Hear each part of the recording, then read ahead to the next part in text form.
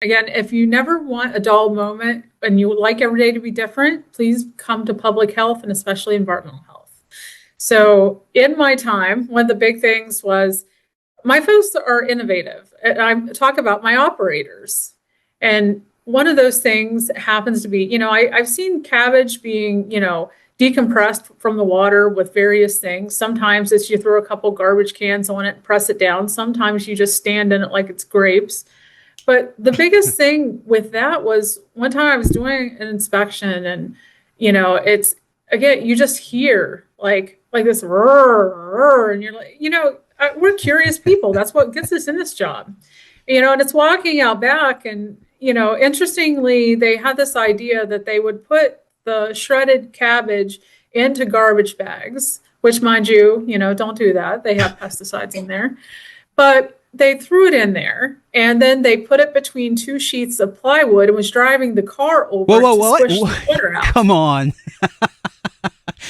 They were backing back and forth over the cabbage in a hefty bag. Yes, it was a very fast way to get the water out so they can continue prepping their products. But it was just they pressed it between the plywood and they was going to smash the water out, then take it in and use it to make their product. And so, yeah, again, it's never a dull moment. And if you hear or see things, that curiosity also leads me to all kind of different things. Well, so And by the time you went into the back parking lot because a car was involved, that's a first, by the way. That's really funny.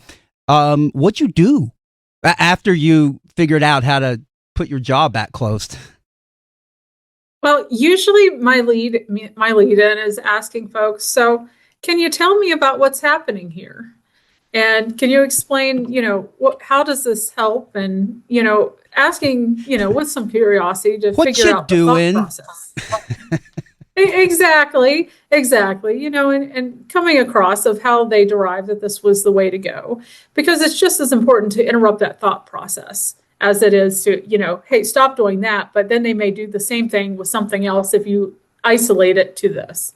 So again, in innovation, they thought, we put it in a bag. It was a clean bag, right? Hey, that's And it something. didn't touch the tire. It didn't touch the tires because it's between plywood. And so it's just understanding how people reason and talking through, well, okay, here we cannot do this. Yeah. And So here's they why. thought they were taking safety into account, I guess, right? They're like, layer of plastic, two layers of plywood should be safe.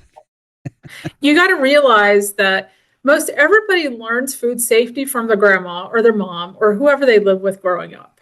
And until someone tells them, no, this is not right, you have to do something different. That could be an educator, a manager, or whatnot. But if those don't enter in, people continue to do things the way that they were often taught to do it. So that's important to keep in mind when people are responding aggressively to things that you are saying. How could you possibly be right? Because you're telling them, no, grandma was wrong or mom was wrong. And so that's something to take into account and understanding why they do those things, but also explaining we can't do this because XYZ. That's a great point. So I don't know if you can top that one. That's amazing. What other ones made your list that came to mind? So also during time, there was a viral video of an employee taking a bath in the three compartment sink. This is when we first got videos and didn't know what to do with them, so we videoed all things apparently. Oh, And wait a minute. This so was a video the inspector took. This wasn't like taken by a customer or something and put no, online. no, it was taken by someone else that was there, was taking a video of the person taking the bath in the three compartment sink.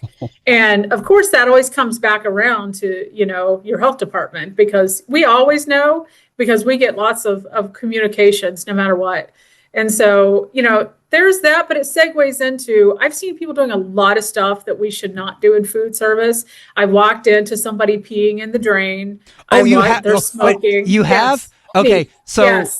the reason that just made me jump is one of my all-time favorites. It's actually from Ohio. Um, there, an actual inspection was written up. Inspector observed cook open fly and urinate in floor drain under cook station, and it was at the say the Burger King at the Cleveland airport. That was some time ago. So, like, remember, snapshot in time. Lightning struck more than once. Now this peeing in the drain thing, I'm wondering if it was more of a fad or a trend. What was how did you walk into what'd you walk into? Well, we know what you walked into. What'd you do?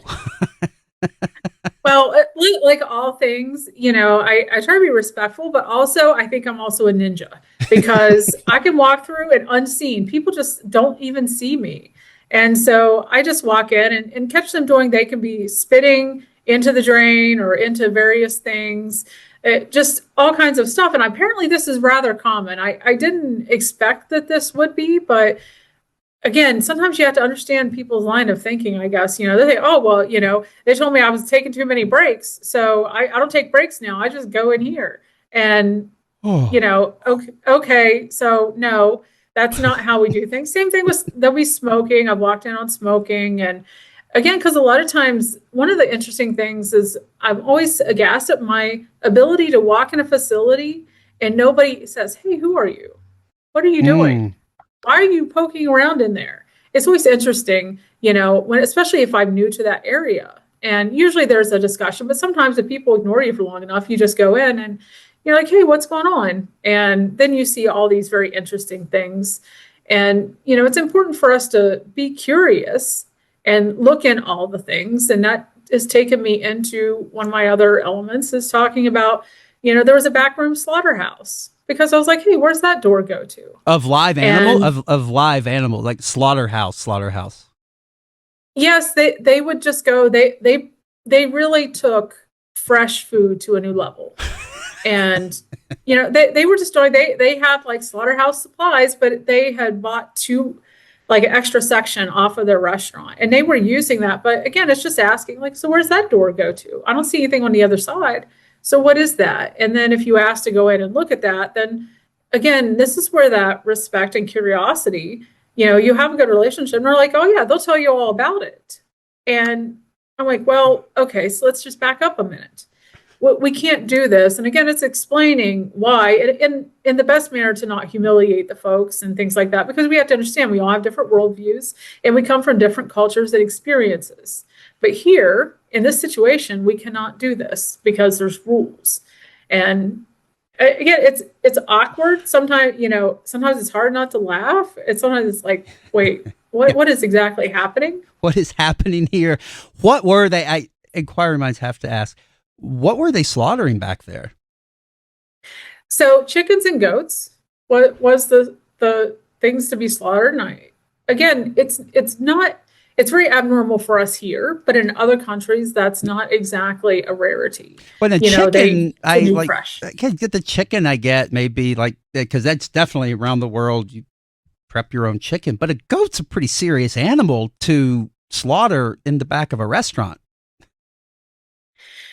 Well, it happens. This individual facility also had a grocery store that was owned by the same person next to it, and so they would just share supplies. So there was fresh meat in the grocery store, but they would also use that store to stock the restaurant as well. So People do very interesting the times. craziest things, and when the peeing in the floor drain, I learned something that depressed me about civilization today is that apparently it's more common than I thought.